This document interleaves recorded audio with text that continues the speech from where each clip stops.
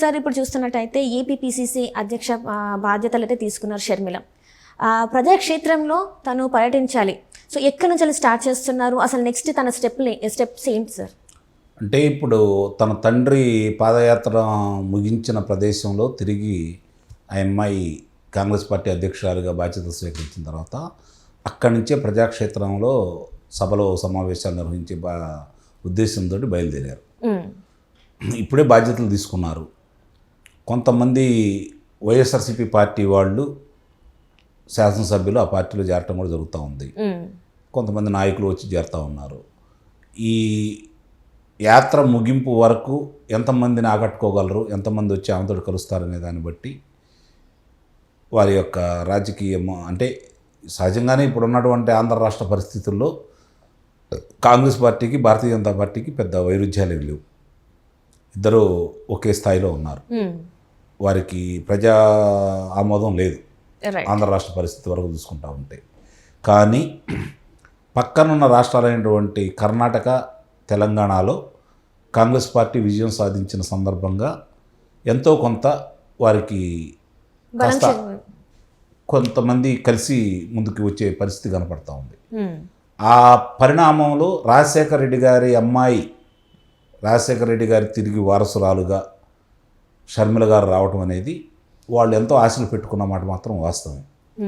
దానికి అనుగుణంగానే వైఎస్ఆర్సీపీ పార్టీలో ఎమ్మడలేని వాళ్ళు, కాంగ్రెస్ పార్టీ వారసులైన వాళ్ళు, కాంగ్రెస్ పార్టీ మీద రాజశేఖర రెడ్డి గారి మీద విపరీతమైన అభిమానులైనటువంటి వాళ్ళు మాకు సరైన న్యాయం జరగలేదని తెలుగుదేశం పార్టీలోకి వెళ్ళలేని కొంతమంది ఇప్పుడు కాంగ్రెస్ పార్టీ పంచన చేరే మాట మాత్రం వాస్తవం.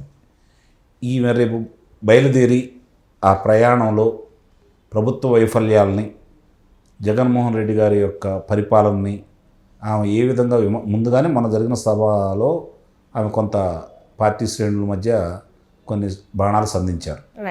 అదేవిధంగా కనుక ఆమె బయలుదేరితే నిస్సందేహంగా ఎంతో కొంత ఆదరణ అయితే పెరిగే మాట వాస్తవం. అది ఏ శాతానికి పెరుగుతుందా, వాళ్ళ ఓట్ల శాతం అనేది తప్ప సీట్లు సంపాదించుకునే స్థానానికి వస్తుందా లేదనేది ఇంకొన్ని రోజులు ఎదురు చూడాలి. అంటే ఇప్పుడు మూడు నెలలు మాత్రమే టైం ఉంది మనకి ఏపీలో ఎన్నికలకి. సో ఇలాంటి టైంలో తన పార్టీకి అంటే మద్దతుగా వస్తారా? అంటే నాయకులు ఎవరైనా కూడా, అంటే కొంతమంది అయితే ఆల్రెడీ మద్దతు ఇస్తున్నారు, కానీ ఇంకా తనకు ఇంకా బలం చేకూరాలంటే ఇంకా చాలామంది రావాలి. సో ఇస్తారంటారా సార్ అసలు? అంటే నేను అదే చెప్పేది, అంటే అధికారం చేతికి వచ్చేంత స్థాయిలో వాళ్ళు ఈ 2024లో జరిగే పరిణామాలు అయితే ఉండవు. అంటే ఉనికిని కాపాడుకోవడానికి శాసనసభలో ప్రవేశించే స్థాయిలో కూడా వాళ్ళ ప్రస్థానం కొనసాగిద్దని అయితే నేనైతే భావించట్లేదు. వాళ్ళ శాతాన్ని పెంచుకునే విధంగా అయితే మాత్రం ఉంటుందని అయితే నేను భావిస్తున్నాను. ప్రజలు ఒక నిర్ణయానికి వచ్చి ఉన్నారు. గెలుపు గుర్రం వైపు పయనించడం అనేది ఒకనాటి పరిస్థితి. కానీ ఈరోజు ఆంధ్ర రాష్ట్ర పరిస్థితి ఏంటంటే ఆంధ్ర రాష్ట్ర ప్రజల భవిష్యత్తుని నిర్ణయించే ఎన్నికలవి. వాళ్ళ భవిష్యత్తును వాళ్లే చేతులారా కాలు రాసుకునే పరిస్థితి అయితే ఇప్పుడు ఆంధ్ర రాష్ట్ర ప్రజలకు లేదు. గత 5 సంవత్సరాల క్రితం వాళ్ళు అప్పటి ప్రతిపక్ష నేత ఇప్పుడు ముఖ్యమంత్రి గారు చెప్పినటువంటి మాటలు విశ్వసించి వారు ఆయనకి అండగా నిలబడి ఓట్లేయటం కూడా జరిగి చాలా గొప్ప విజయాన్ని అందించారు ఆయనకి. కానీ వాళ్ళు కోరుకున్న విధంగా పరిపాలన లేదు, వాళ్ళ ఆశలకి ఈ పాలకులు అందుకోలేదు. కాబట్టి వాళ్ళు మళ్ళీ ఒక నిర్ణయానికి క్షుణ్ణంగా వచ్చున్నారనేది ఈ మధ్య జరుగుతున్న పరిణామాల్లో మనకు అర్థమైపోతూ ఉంది. వాళ్ళు మళ్ళీ మన భవిష్యత్తుని మన భవిష్యత్తును కాపాడేవాళ్ళు ఎవరు, ఆంధ్ర రాష్ట్ర భవిష్యత్తును కాపాడేవాళ్ళు ఎవరు, మన కుటుంబాలు ప్రశాంతంగా మనుగడ సాగించాలన్నా, ఆర్థికంగా ఎదగాలన్నా, మన పిల్లల భవిష్యత్తు మంచి మంచి ఉద్యోగాలు రావాలన్నా, ఆంధ్ర రాష్ట్రంలో ఎలాంటి అరాచక పాలన లేకుండా ఉండాలన్నా ఎలా ఉండాలి, ఎవరు రావాలి అని చెప్పిన ఒక నిశ్చితాభిప్రాయానికి వచ్చున్నారు వాళ్ళు. ఆ వచ్చున్న వాళ్ళందరూ కూడా ఈరోజు తిరిగి మళ్ళీ చంద్రబాబు నాయుడు గారి వైపు చూస్తున్నారు. చంద్రబాబు నాయుడు గారు అయితేనే ఆంధ్ర రాష్ట్రానికి ముఖ్యమంత్రిగా తిరిగి మళ్ళీ రాష్ట్రం గాడిన పడిద్ది. ఇప్పటికే ఒక 20-30 సంవత్సరాలు మనం వెనక్కి వెళ్ళాము. గత 5 సంవత్సరాల్లో ముందుకెళ్ళినటువంటి మన రాష్ట్రం ఈరోజు ఇబ్బంది పడిపోతూ ఉంది. కాబట్టి మనం రేపొద్దున మళ్ళీ మన చేతులారా మన భవిష్యత్తును నాశనం చేసుకోకూడదనే అభిప్రాయానికి నిస్సందేహంగా ప్రజలు వచ్చారు. వాళ్ళ స్పందన చూస్తూ ఉంటే నాకు అలానే కనపడతా ఉంది. ఇది కాదని చెప్పని అలా చంద్రబాబు నాయుడు గారికి ఓట్లు వేయాలి, తెలుగుదేశం పార్టీకి ఓట్లు వేయాలని భావించిన వాళ్ళు తిరిగి కాంగ్రెస్ పార్టీకి వస్తారనే ఆలోచన అయితే మాత్రం పెట్టుకోవాల్సిన అవసరం లేదు. వైఎస్ఆర్సీపీ పార్టీ అభిమానులు, వైఎస్ఆర్ గారి అభిమానులు, కాంగ్రెస్ పార్టీ అభిమానులు వైఎస్ఆర్సీపీ పార్టీలో ఎట్లయితే వాళ్ళు సొంతం చేసుకున్నారో మన ఆశలు నెరవేరలేదు కాబట్టి, ఈయన పరిపాలన అలా చేయలేదు కాబట్టి, రాజకీయంగా ఈయన రాజశేఖర రెడ్డి గారికి వారసుడు కాదు అని చెప్పి వాళ్ళు నిర్ణయించుకున్నారు కాబట్టి అలాంటి శ్రేణులు తిరిగి కాంగ్రెస్ గూటికి చేరతాయి. అందుట్లో ఎలాంటి సందేహం కూడా లేదు.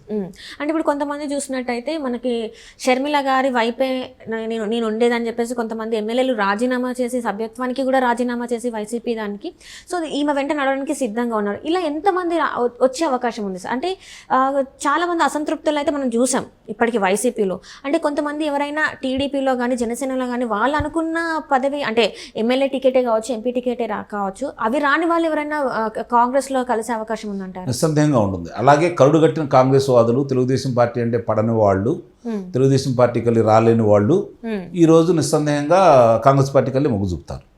అందుట్లో అనుమానం ఏం లేదు. వాళ్ళ అభిప్రాయాలు ఎలా ఉంటాయంటే తెలుగుదేశం పార్టీ గెలవకూడదు అనుకుంటారు వాళ్ళు. కొంతమంది కాంగ్రెస్ వాదులు, కరుడుగట్టిన కాంగ్రెస్ వాదులు అక్కడ మంచి చెడు గురించి కాదు, వాళ్ళు దాన్ని నమ్ముకొని ఉన్నవాళ్ళు, అంటే ఒక సిద్ధాంతాన్ని, కాంగ్రెస్ సిద్ధాంతాన్ని కట్టుబడేవాళ్ళు, నాయకులు కావచ్చు, శ్రేణులు కావచ్చు. వాళ్ళ అభిప్రాయం ఎలా ఉంటుందంటే తెలుగుదేశానికి వ్యతిరేకంగా ఎవరుంటే వాళ్ళకి గెలిచే అవకాశం. ఇప్పటివరకు తెలుగుదేశం కాంగ్రెస్ పార్టీ మధ్య నడుస్తుంది. తొలిసారిగా ఇక్కడ వైఎస్ఆర్సీపీ పార్టీ వచ్చింది, ఇక్కడ తెలంగాణలో బీఆర్ఎస్ వచ్చింది. కాబట్టి దానికి అనుగుణంగా వాళ్ళు వెళ్ళారు. ఇప్పుడు జరుగుతున్న పరిణామాలు, ఆంధ్ర రాష్ట్రంలో జరుగుతున్న పరిణామాలు చూసుకుంటా ఉంటే గెలుపు గుర్రాలు ఎటు ఉన్నాయి. నిస్సందేహంగా తెలుగుదేశం పార్టీ జనసేన కూటమికి అనేది స్పష్టంగా కనపడతా ఉంది. ఈ పరిస్థితుల్లో తన ఓటు మురగబెట్టుకోవాలని చెప్పని ఎవరు భావించరు కదా తటస్థులు అనేవాళ్ళు. వాళ్ళు తిరిగి తెలుగుదేశం జనసేన పార్టీకి వేస్తారు. కానీ తెలుగుదేశం పార్టీతోటి కలిసి ప్రయాణం చేయలేని వాళ్ళు, తెలుగుదేశం పార్టీ అంటే ఇప్పటికైనా కోపంగా ఉండేవాళ్ళు, వాళ్ళందరూ వైఎస్ఆర్సీపీ పార్టీలో సరైన స్థానం లేదు, సరైన న్యాయం జరగలేదు కాబట్టి కాంగ్రెస్ పార్టీకి వెళ్తారు. అదే జరిగే పరిణామాలు, అంత తప్ప వేరే ఏమి ఉండదు. కాంగ్రెస్ పార్టీకి ఇప్పుడు గనక వాళ్ళు నిజమైన కాంగ్రెస్ పార్టీ వాళ్ళందరూ కలిసి వాళ్ళ ఆలోచనకు వచ్చేసి వైఎస్ఆర్సీపీ పార్టీని కనుక ఓడించగలిగితే 2029 నాటికి వాళ్ళ భవిష్యత్తు ఏదన్నా కొంచెం మెరుగుపడుతుంది. అప్పుడు కేంద్రంలో కూడా కనుక ఏదన్నా తిరిగి రాహుల్ గాంధీ గారు కనుక ప్రధానమంత్రి గారు అయితే వాళ్ళు ఇంకొంచెం నూతన ఉత్తేజంతో ముందుకెళ్తారు. కాబట్టి ఇప్పుడు వాళ్ళ ఆలోచనల్లా కూడా జగన్మోహన్ రెడ్డి గారిని, అంటే కోపంగా ఉన్న వాళ్ళందరూ కూడా జగన్మోహన్ రెడ్డి గారిని ఓడించడానికే ప్రయత్నం చేస్తారు.